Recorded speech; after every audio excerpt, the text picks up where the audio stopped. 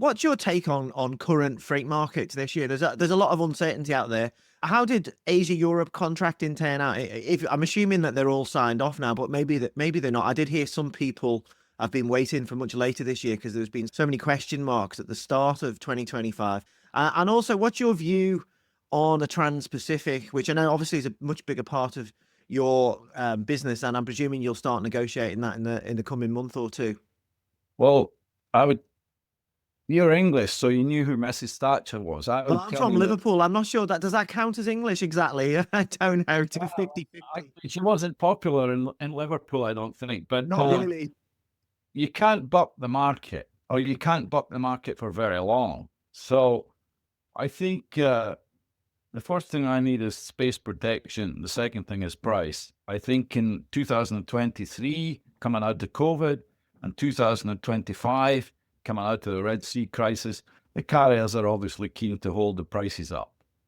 And with the BCOs, who are the first parties that they tend to negotiate with. So I think contracts have been entered into which are probably high compared to what the demand will be in the market. But I don't know what the macro situation will be, or indeed what will happen with the Suez Canal. I mean, there's a lot of talk about the Suez Canal opening. There's a lot of talk about tariffs.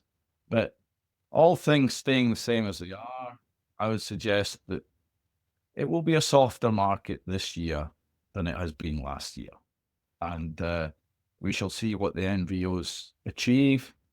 The other thing that's I find very interesting is the carriers are now producing rates by vessel in China. So you can log on to a vessel in China and buy a specific freight rate, rather like you could with an airline seat. Or you can with an airline seat now, but you've been able to do it for a long time. But this is something I think only started in COVID. In a rising market like COVID, it's maybe all right to sell containers on a vessel-by-vessel basis. In a falling market, if you're selling containers on a vessel-by-vessel basis in a country of 1.4 billion people, it could be a recipe for pain. So it'll be interesting to see what happens with the rates this year from Asia to Europe. I would think they'll be a little bit below where they were last year. And you've also got carriers with different objectives. As you've just spoken about, you have Gemini, which the partners would like to be competitive. You have Mediterranean shipping doing things on their own now. You have a new alliance, I think it's called the Premier Alliance. And then you have the other alliance. They may be eager to prove themselves in pricing ways, I'm not sure, in schedule reliability. I'm not sure that the criteria, but you have a lot of factors out there which are unknown, apart from the macro factors and or the geopolitical factors.